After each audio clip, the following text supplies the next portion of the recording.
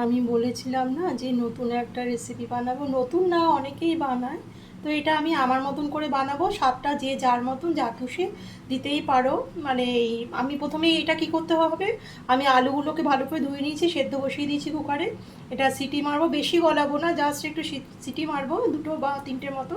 এবার সিটিটা কিন্তু কুকার অনুযায়ী, কারো কুকার যদি খুব ভালো হয়ে থাকে তারা বুঝে দেবে, তো যাতে একেবারে বেশি গলা গলা না হয়ে যায়, তো সেটা বুঝে করতে হবে সেদ্ধটা, যাতে একটু টাইট টাইট থাকে। তো আমি সেদ্ধটা করে কিছুক্ষণ আমি ফ্রিজের মধ্যে ঢুকিয়ে রেখে দেবো, যাতে জল ভাবটা, আর মুছে রাখবো সেদ্ধ করে ভালো করে, চোকলাগুলো ছাড়িয়ে মুছে কিছুক্ষণ রেখে দেবো। ফ্যানের তলাতেও রাখা যায়, অসুবিধা কিছু নেই, যাতে ওই জল ভাবটা শুকিয়ে যায় পুরো। হ্যাঁ, তো তারপরে এই আলুর উপরে যে স্টাফিংগুলো হবে সেটা নিজেদের পছন্দ মতো দিতে পারো, যার যা খুশি দিতেই পারো। তো আমি আমার মতন দেবো। তো নেক্সট প্রসেসিং কী হবে সেটা আমি দেখাবো। তো আমি আলুগুলো সেদ্ধ বসিয়ে দিয়েছি কুকারে। তো ঠিক আছে, চলো দেখতে থাকো। তো আমার আলুগুলো সেদ্ধ করে রেখেছিলাম। এই যে আমার যে জিনিসটা আমি বানাতে চলেছি সেটার মধ্যে লাগবে আমার এই আলু সেদ্ধ, ধনেপাতা, আর এই যে কর্নস্টার্চ, মানে এই যে আমি ময়দা দিয়ে করব ব্যাপারটা, ময়দা আটা মিশিয়ে নিয়েছি। এটা ময়দা আটার মধ্যে আমি 2 চামচের মতো কর্নস্টার্চ, বা যাদের কাছে কর্নফ্লাওয়ার থাকবে তারা কর্নফ্লাওয়ারও দিতে পারো। তো আমার এখানে মানে ওটা আইডিয়া করে, মানে ওটা নিজের পছন্দ মতো দিতে হবে, যতটুকু ময়দা বা যতটুকু আদা নিতে চাইবে ততটুকুই কর্নস্টার্চ বা কর্নফ্লাওয়ার নেওয়া যাবে। হ্যাঁ, মানে তো অতটুকু না, মানে তার অল্প আর কি।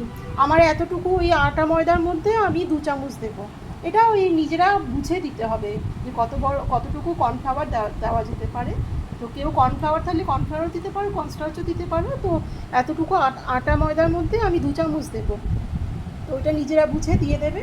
আর এটার মধ্যে আমি একটু কিন্তু রিফাইন্ড অয়েল দিয়ে দিয়েছি, বয়ম আর কি, নিয়ে নুন দিয়েছি, এটা মাখাবো, মাখিয়ে রাখবো। তো আমার জিনিসগুলো কী কী, মানে জিনিসটা করতে কী কী লাগছে সেগুলো আগে দেখিয়ে নিচ্ছি। এই যে এই ময়দা আর আটা আর একটু নুন আর অয়েল মিশিয়ে নিয়েছি। নিয়ে এটা করতে লাগবে আমার আলু সেদ্ধ, ধনে পাতা, এই যে সাদা তিল, আর এই যে ভাজা মশলার মধ্যে আমি দিয়েছি এই যে ধনে আর গোটা জিরে। এটা হচ্ছে ভাজা মশলা করব, ঠিক আছে। আর এখানে রয়েছে মৌরি, মৌরিটা কিন্তু আমি ভাজবো না, মৌরিটা কাঁচা কাঁচা দেবো, ভাজা মশলার সাথেই গুঁড়িয়ে নেবো মৌরি। আর এই যে চীনাবাদাম লাগবে, কাজু বাদাম লাগবে, আর অল্প একটু কিশমিশও দেবো আমি, একটু মিষ্টি মিষ্টি ভাবটা আসবে, কারণ চিনি দেবো না যেহেতু। আর কিশমিশটা আমি এখানে রাখিনি, তো দেখিয়ে দেবো, কিশমিশটা যখন দেবো তখন দেখিয়ে দেবো। আর লাগবে লেবু, আর এই যে এখানে লাগবে এই যে চাট মশলা, চাট মশলা লাগবে, লেবু লাগবে, চীনাবাদাম, এই যে এই কটা জিনিস লাগবে। আর এ কটা জিনিস মানে চীনাবাদামটা এই যে রোস্ট করে নেব, এই ধনের সাথে গোটা জিরের সাথে এই চীনাবাদামটা রোস্ট করে নেব, আর বাকিগুলো রোস্ট করব না। আর এখানে লাগবে সাদা তিল আর কর্নস্টার্চ, আর ওগুলো তো দেখিয়ে দিলাম। ঠিক আছে, তো চলো আমি কিভাবে কিভাবে করছি স্টেপ বাই স্টেপ আমি দেখাচ্ছি।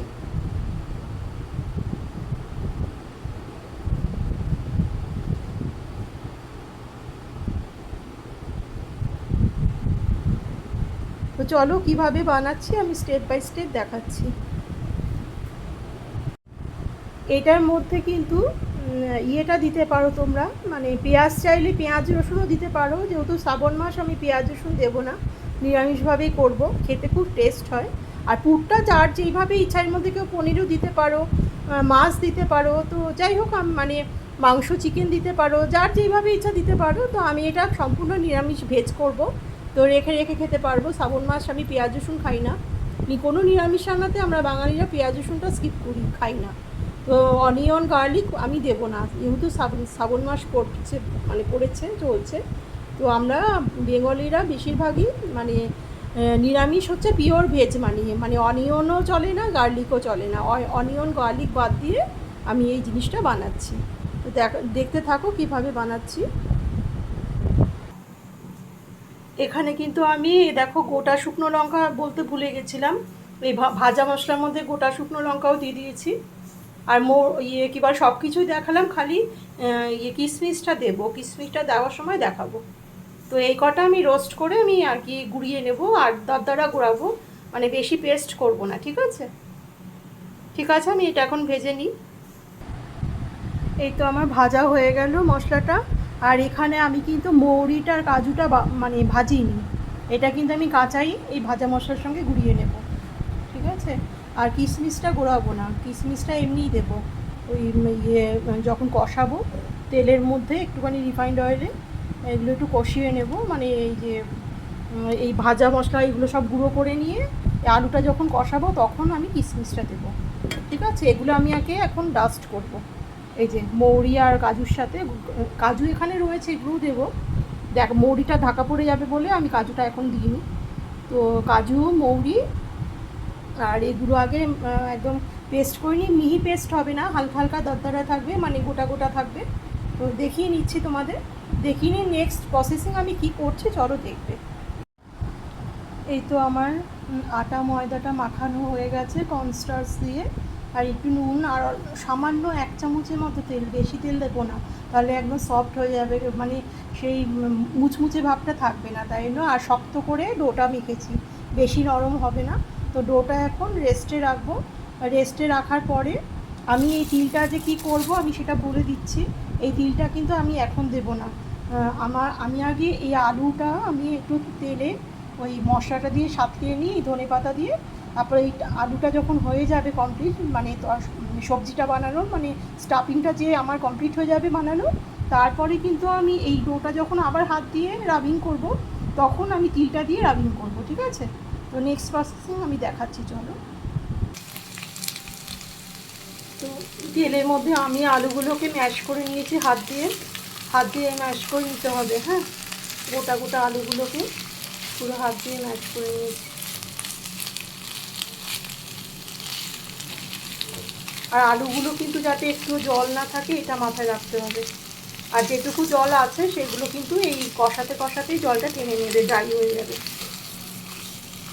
তো ঠিক আছে, এটা আলুটা কষিয়ে নিয়ে পরে এখন আমি ধনে পাতা দেবো, একটু আলুটা ভাজা ভাজা করে দিই, তারপর ধনে পাতা দিয়ে মশলাগুলো দিয়ে নেড়ে চেড়ে ডোটা কমপ্লিট করে নামিয়ে আমি দেখাচ্ছি।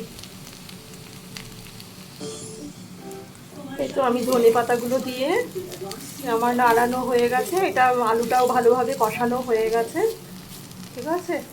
এরপরে আমি একটু ধনে পাতা ডাঁটিগুলো আমি দিয়েছি, একটু ক্রাঞ্চি ভাবটা আসবে।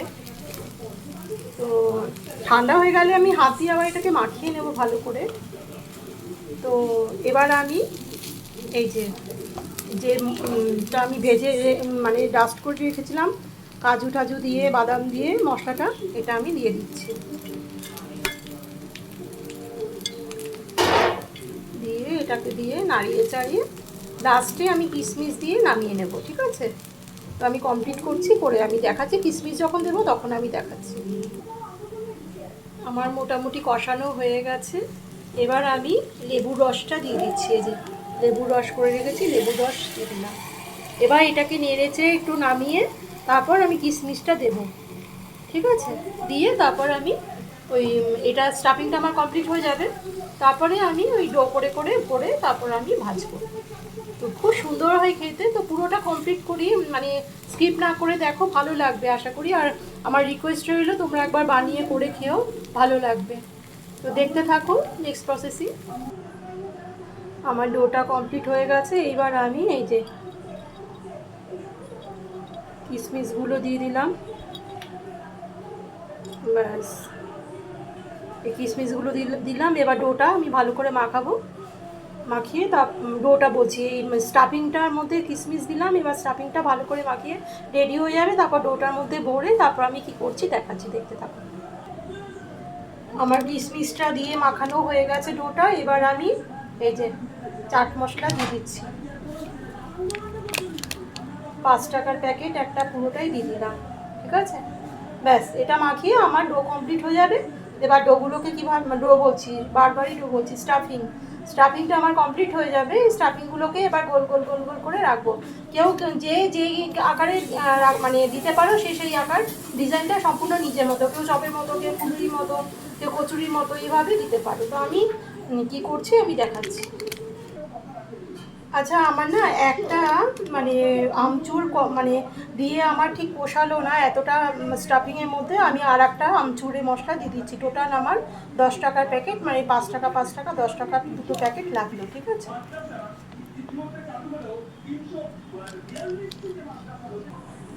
আমার স্টাফিংটা তো কমপ্লিট হয়ে গেল। এবার ডোটার মধ্যে আমি এখন এই যে তিলগুলো দিয়ে মাখাবো।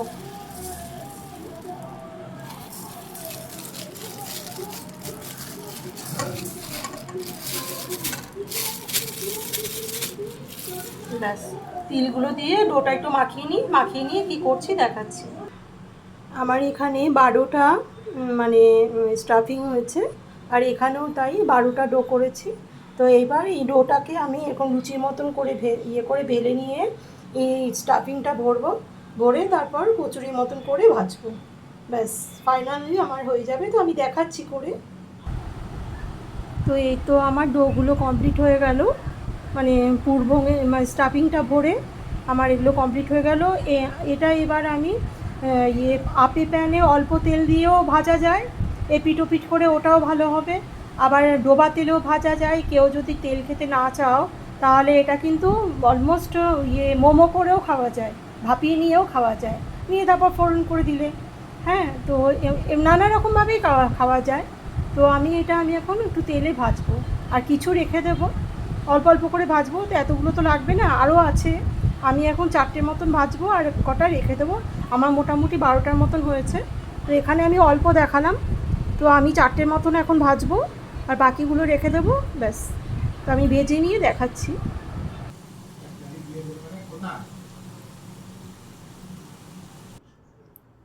তো এই তো আমার ভেজ কচুরি কমপ্লিট হয়ে গেল। এটা আমি ভেজ কচুরি করলাম, আরও আছে কটা। তো আমি এগুলো করে আমি বার্মে রেখে দেবো, রোজ একটু করে ভেজে খাবো একটা একটা করে। একটু বেশি করে ভেজে রাখলে কী হয়, এগুলো তো নষ্ট হয় না। বার্ম থেকে বের করবো আর একটু করে ভেজে এপিট ওপিট করে একটু সেঁকে নিয়ে বা একটু ভেজে খেয়ে নেব। ভালোই লাগে খেতে, খুব একটা খারাপ লাগে না। তো এগুলো ভাজলাম, আরও কটা রেখে দিয়েছি ফ্রিজে বানিয়ে। ওগুলো মানে এরকম ডো করে সুন্দর করে রেডি করে রেখে দিয়েছি। তো যখন মানে খাবো তো এগুলো আগে শেষ করে নেব, এটা অসুবিধা কিছু নেই। এটা টিফিন বক্সের মধ্যে ভরে রেখে দিয়েছি। এবার এগুলো শেষ হয়ে গেলে পরে তখন ওগুলো আবার ভেজে খেয়ে নেব। ব্যাস, নষ্ট হয় না এগুলো, একদম নষ্ট হয় না। বাটার পেপারে রাখলে একদম নষ্ট হয় না।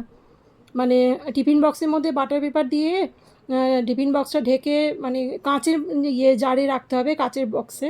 তো কাঁচের বক্সের মধ্যে বাটার পেপার রেখে তারপর এই পুরো কমপ্লিট করে ঢেকে যদি ফ্রিজের মধ্যে রেখে দেওয়া যায় 1 মাস অবধি কোনো নষ্ট হবে না। ঠিক আছে? তো আমার এই যে ভেজ কচুরি কমপ্লিট হয়ে গেল। থ্যাংক ইউ বন্ধুরা দেখার জন্যে। তো আমার রিকোয়েস্ট হলো তোমরা বানিয়ে করে খেতে পারো। আর এটা যদি কেউ এরকম ডোবা তেলে খেতে না চাও তো এরকম সেদ্ধ করে মোমো করেও খেতে পারো, ভেজ মোমো হয়ে যাবে তাহলে।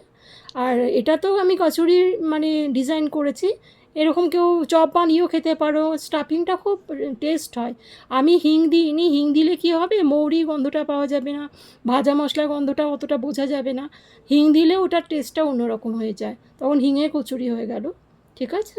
আর পেঁয়াজ রসুন দিলে এটা কিন্তু বেশি দিন রাখা যাবে না, আর সফট হয়ে যাবে।